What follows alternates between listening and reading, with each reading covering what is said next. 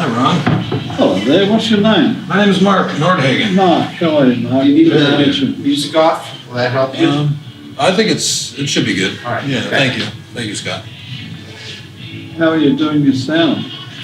We've got an onboard microphone up there. Oh, I see, okay. Directional mic. Do we have to talk loud or anything to get recorded?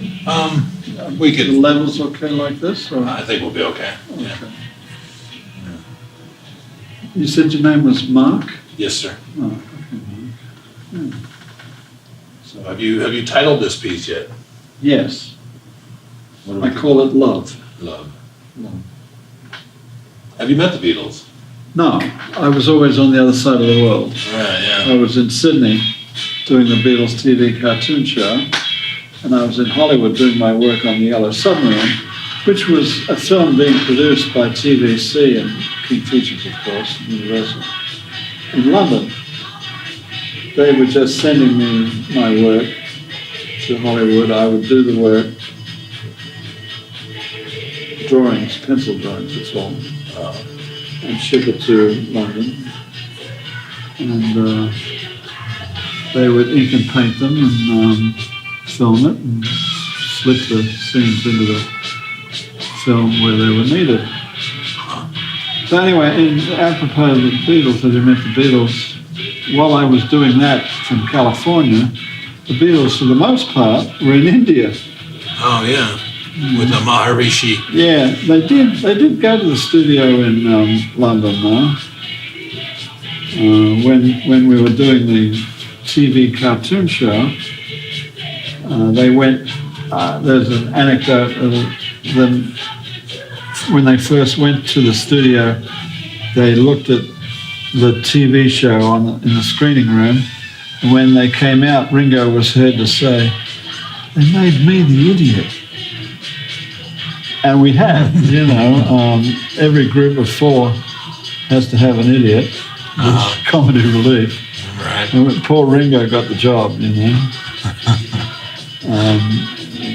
John was the leader, and Paul was the girl magnet, and George was the mystic, and they were rather close to the real shtick that the Beatles had developed and the personalities that they had developed for their public persona.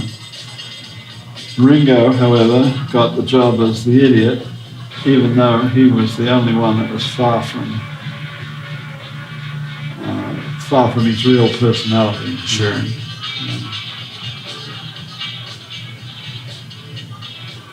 So what medium is this? A watercolor? Yeah. And pen? Yes. I do the idea of psychedelic art was to do a black line drawing, basically, and flat color inside. Paint by numbers. Right, yeah. Oh, no.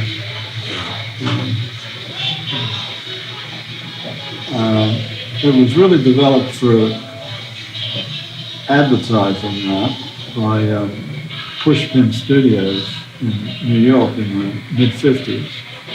And working at the studio at the time was a young guy from China. His name was Peter Max. And Peter went off and developed a lifetime career for himself as a great graphic designer, doing psychedelic art, brought it to a fine art, actually. And Peter had nothing to do with the designs in the Yellow Submarine.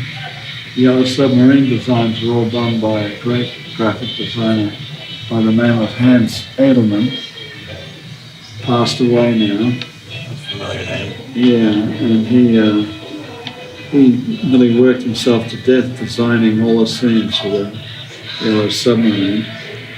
And Hans should get all the credit for the look of the Yellow Submarine. All I did on the Yellow Submarine was animate my colleague and I, Dwayne Crowther, animated about 12 minutes of the film. Wow. Took us 8 months. And we had a few assistant animators too working for us. And then that's all the hand-drawn Yeah, frames. all hand-drawn, yeah. 12 frames per second? Yeah, it's actually 24 frames per second, Oh, wow. but sometimes, mostly actually, if you've only got one character on the screen, for the most part, you can expose every animated drawing for 2 frames, so it does come out to 12 drawings per character per second, if it's constant movement. What were the scenes that you animated? Almost all of the scenes with the Chief Blue Meanie and Max, all the personality scenes, the scene, the Sea of Time where they get older and younger, a lot of the scenes with the Nowhere Man,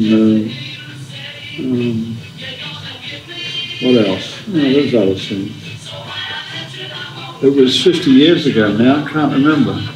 Yeah, right. I'm trying to think of the Nowhere Man. Is he The on Nowhere here? Man, yeah, this guy. Oh, there he is. Okay, Yeah. Right under my nose. Right, yes, but upside down. Oh no, it's right way up for Yeah. you. He's upside down for the actual piece.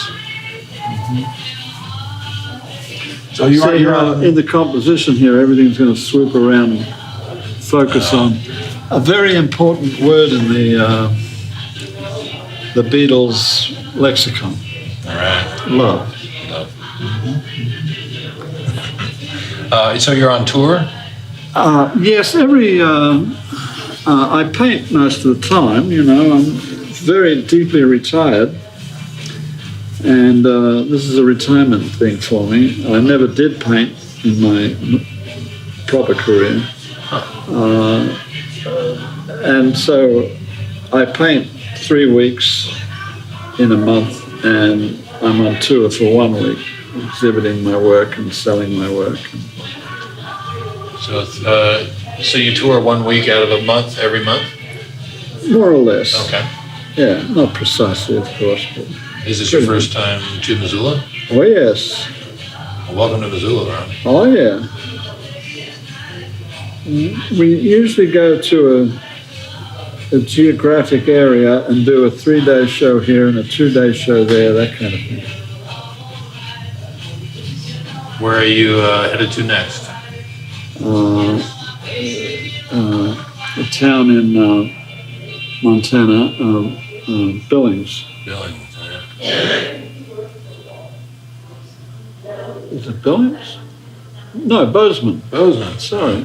Much better town than Billings. Oh, yeah. I didn't say that to offend the No, people. no, not. Bozeman's a lovely town, though. You'll like it. How long does a piece like this typically take you? Well, all my life I worked under schedules and deadlines. I'm retired now. I don't care how long it takes me. I don't know. Maybe if I calculate it, I don't know, a week, 2 weeks, something like that. Right. Probably closer to 2 weeks, the amount of work I put in a given day. I'm a firm believer that a good piece of art takes longer than a day. Yeah, it does. Yeah, although Van Gogh might have some argument with me. I might, yeah. Yeah, he sometimes did 2 paintings in a day. Yeah. There are some people that work quite prolifically. Yes, absolutely. But I know I could never make something that was worth anything.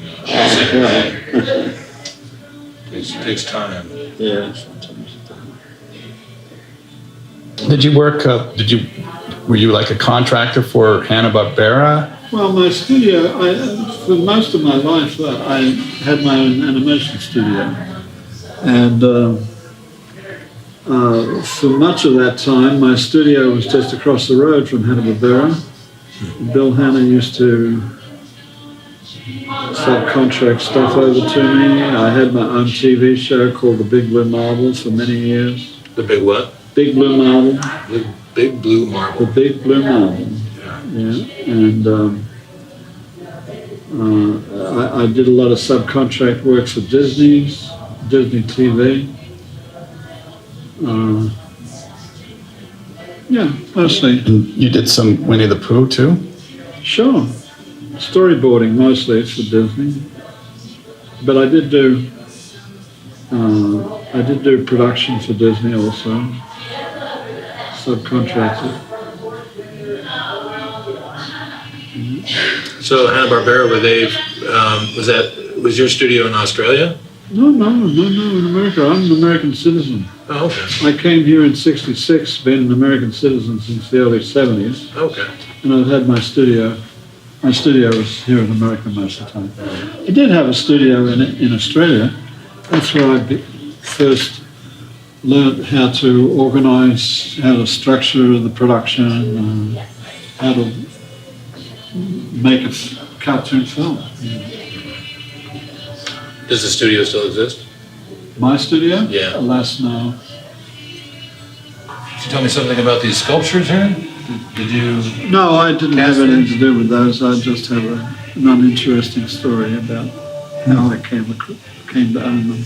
Okay. So, not important. Okay. So you say you're retired now. How long has it been since you've been? Since 2008. I started in 58, retired in 2008.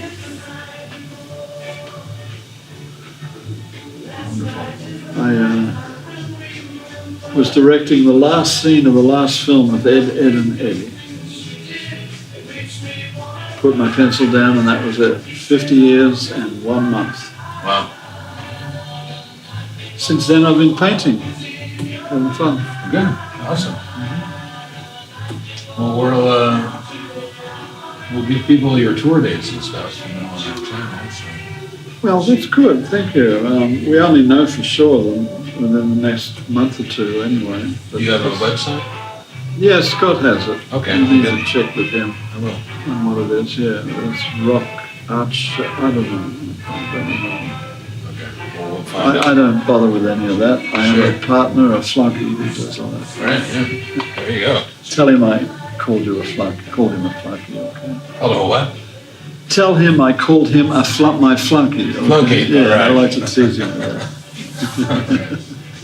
Well, thanks, Ron. This is really beautiful stuff. Well, thank you. Thank you very much for your interest. You mind if we photograph the art? No, don't mind at all. Just general. Well, yeah, go ahead. Let's film it. Cool. Okay. All right. Well, thank you very much. Thanks, Mark. Mark, wasn't it? Yes, sir. Yeah, no, I was hesitant to call you Mark in case I was wrong. Sorry. Well, you can call me Mark. Thanks again, Ron. Okay, man.